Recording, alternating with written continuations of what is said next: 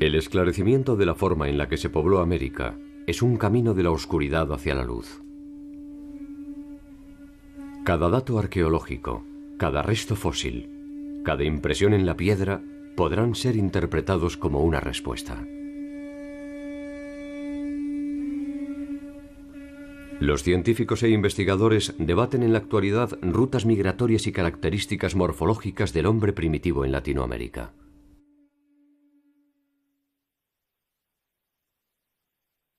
Aquel hombre originario que hoy es desenterrado tenía también la misma preocupación y ofreció su visión particular del poblamiento a través de sus relatos.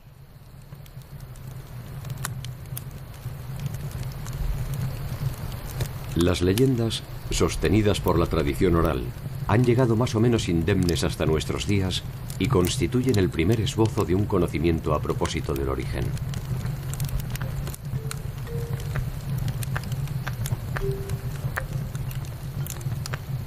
Fue entonces que Madunda, el señor de todas las cosas, hizo a los hombres nuevos. Los trenzó con ramas de sauce y antes de dejarlos en el mundo, les enseñó a cazar con arco y con flecha para que estuvieran solos y no los molestaran. Entonces se fue al norte, más allá de las praderas, donde los bosques no tienen brazos ni pies. Y decidió descansar. Pero los hombres se volvieron malos y dejaron de honrar su nombre. Como castigo, el Señor de todas las cosas les envió una lluvia de hielo y luego otra, hasta que finalmente ya no pudieron ver el cielo ni avanzar hacia ningún lado.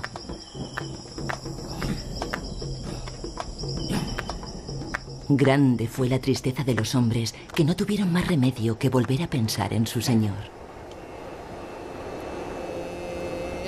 Entonces este envió un cuervo, pero no un cuervo cualquiera, sino uno cuyo pico resplandecía con el sol.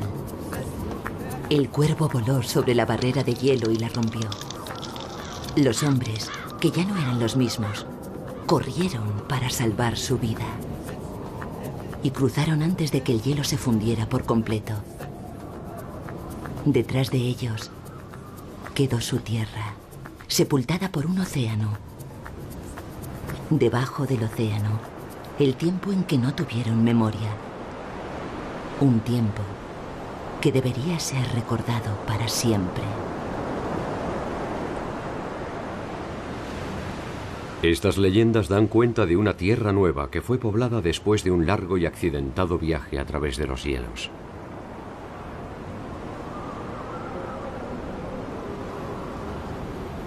La glaciación fue un proceso de enfriamiento global que llegó a su grado máximo hace 20.000 años. La congelación de las aguas generó un avance de los hielos sobre gran parte del continente americano.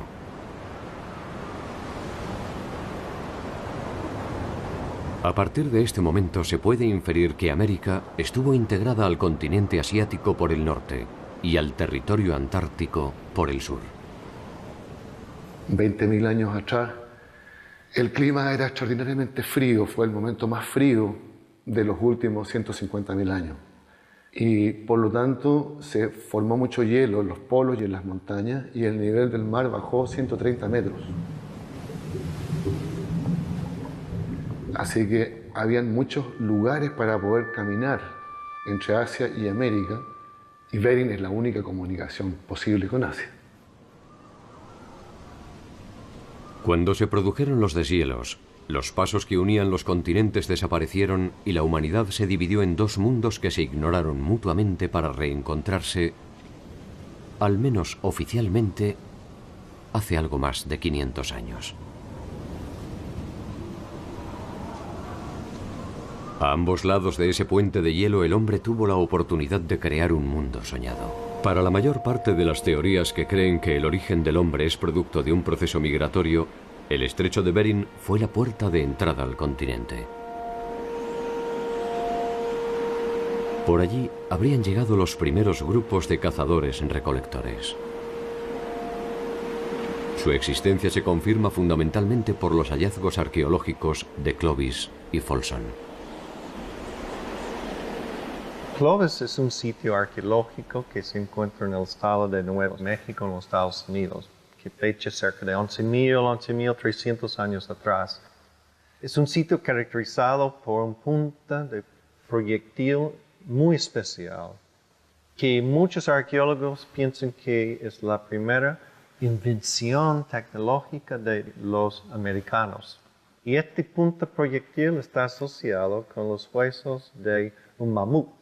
Y allí empezó la primera teoría de poblamiento de América. Y cuando se establece una teoría como así, todos los sitios arqueológicos encontrados después son comparados a este sitio y a este modelo.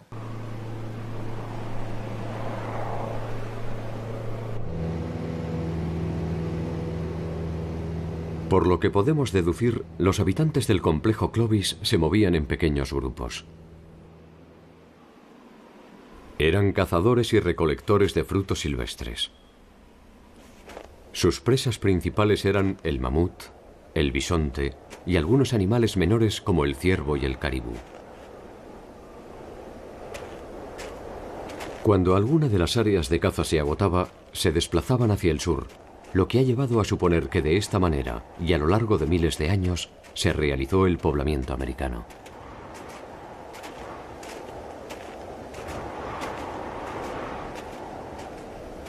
Este emigrante se conoce bajo la denominación de paleoindio y habría llegado al continente al menos hace ya más de 11.000 años. El hombre viene migrando, posiblemente del sudeste de Asia, se transforma en el noroeste de Asia, adquiriendo las características típicas de los asiáticos como actualmente se los conoce. Pasan por el estrecho de Bering, estaban adaptados al frío, así que no les hubiera costado mucho. Llegan hasta el extremo norte de América y de ahí van descendiendo. Y pueblan todo el continente hasta Tierra del Fuego. Es el modelo clásico de poblamiento americano por el estrecho de Bering. El modelo de migración terrestre propuesto por Clovis parecía indiscutible. Y nadie se atrevía a poner en duda que el paleoindio había sido el primer habitante de América. Sin embargo, nuevas investigaciones volvieron a poner en duda estas afirmaciones categóricas. Los paleoindios quedan circunscriptos a donde vivían los grandes animales y ahí terminan por extinguirse. Ellos extinguen la fauna y por consecuencia se extinguen ellos mismos, ¿no es cierto? Si los paleoindios se extinguieron, ¿de dónde descienden entonces los pueblos de América? Las características morfológicas de la mayoría de los pueblos originarios de Latinoamérica son de indudable origen asiático y corresponden a un segundo grupo de emigrantes que también habría llegado por Bering: el amerindio. La característica típicamente asiática es interpretada actualmente como una característica de adaptación al frío extremo, sobre todo la región facial superior. Por eso es que los indígenas que encuentran los españoles cuando llegan son tan parecidos a los hombres del noroeste de Asia. Las opciones de entrada al continente americano son al menos 5. La ruta de Bering e Islas Aleutianas, la más aceptada por los investigadores. Por el Pacífico Central desde la Polinesia, lo que podría explicar los antecedentes morfológicos del paleoamericano. Por el norte europeo. Por el sur de Europa o el norte de África hasta las costas del Mar Caribe. Y finalmente, por el sur continental a través de un eventual puente antártico que conectó a Australia con Sudamérica. Esta última es quizás la que ofrece menos sustento científico. Las otras, en cambio, son un campo fértil para formular hipótesis y arriesgar algunas atrevidas conclusiones.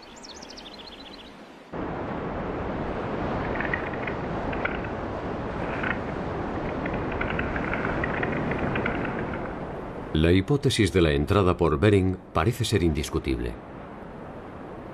Los estudios dan por sentado que América y Asia estuvieron unidas y que la migración se produjo en forma escalonada a través de ese paso. Sin embargo, esta probabilidad no es suficiente para clausurar el estudio de otras posibilidades.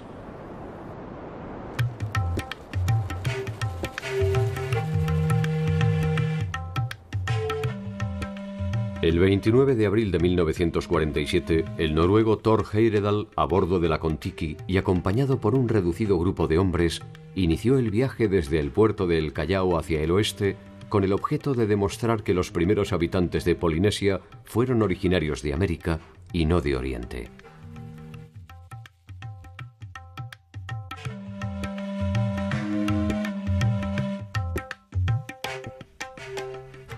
La balsa, construida con troncos del Ecuador, arribó unos meses después a la Polinesia.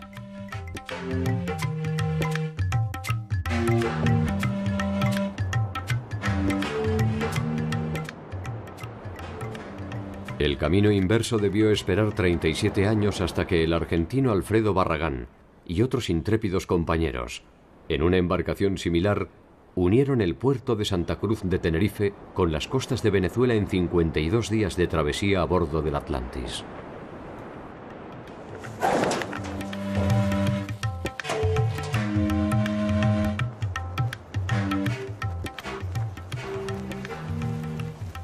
El objeto de la expedición fue demostrar la posibilidad de que los africanos pudieran haber arribado a la América Central, donde aún perduraría su posible influencia, eternizada en las monumentales cabezas olmecas. Cuando encontré la presencia de cultura africana en América y de rostros de africanos en América, hace 3.500 años, cuando veo que en la misma época existía la balsa africana, a mi juicio capaz de cruzar el Atlántico, y entre medio de ambas culturas, un sistema de corrientes y vientos en el Atlántico Norte capaces de traer de África a América todo lo que sea capaz de flotar, me convencí en el acto de que esto había ocurrido así. Que viajé a México en el año 81 y expuse en ámbitos científicos mi teoría, mi idea de que las cabezas colosales olmecas representan a hombres de raza negra que habrían venido de África de este modo. Y no tomaron en serio mi teoría. Y me di cuenta que ante ese escepticismo general, valía la pena hacer una balsa y cruzar de África a América, demostrando que la balsa africana era capaz de cruzar.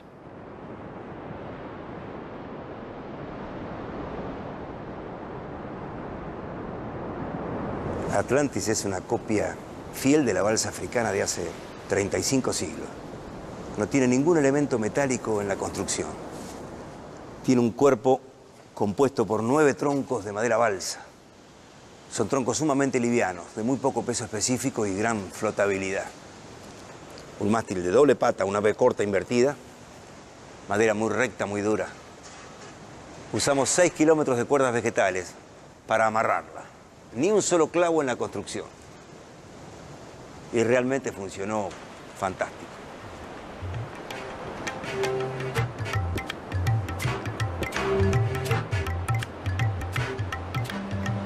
La expedición de Barragán resulta un buen punto de partida para explorar caminos desconocidos y abrir nuevos horizontes para la investigación.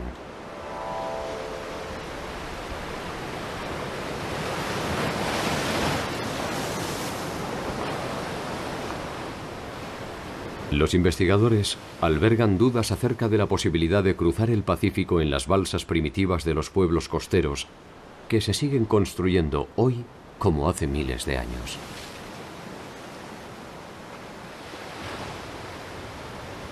Quizás el hombre no pudo cruzar el océano con ellas, pero sí tal vez recorrer sus contornos. Esta es la base para una teoría distintiva que propone un camino alternativo para explicar el poblamiento americano: la navegación circumpacífica.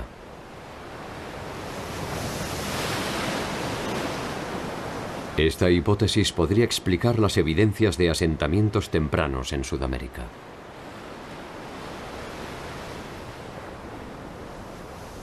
Si una canoa avanzara desde Bering, bordeando la costa a razón de 30 kilómetros por día, podría haber alcanzado el fin de los glaciares en tan solo 200 días. 500 días le hubiesen bastado para alcanzar la isla de Tierra del Fuego, al extremo sur del continente americano.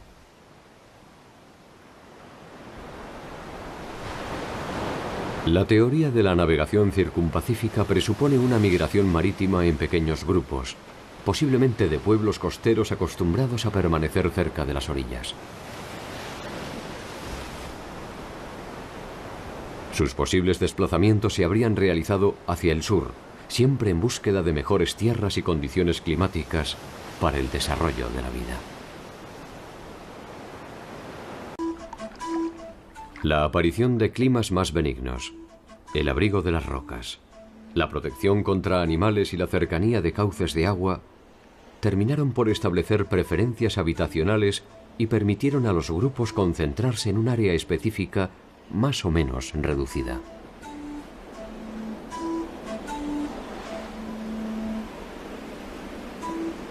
A partir de esta relativa estabilidad, el hombre comienza a comprobar ciertas recurrencias climáticas que le permiten establecer ciclos. Estos ciclos derivarán en los primeros avances sobre el control de los recursos naturales y el aprovechamiento integral de sus frutos. Aquel hombre que habría llegado por Bering hace 35.000 años, consumió al menos 25.000 para establecerse en la nueva geografía. Los milenios futuros producirían transformaciones inimaginables. Lo que es decididamente indudable es que a ambos lados de Bering, en algún momento de la historia, el desarrollo de la humanidad fue hipotéticamente similar.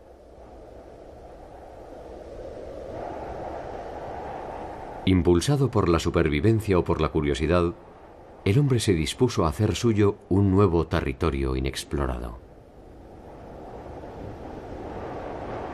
A cada extremo de esta pared, el hombre experimentó desde las primeras formas de agrupación familiar y grupal hasta las más complejas formas de organización.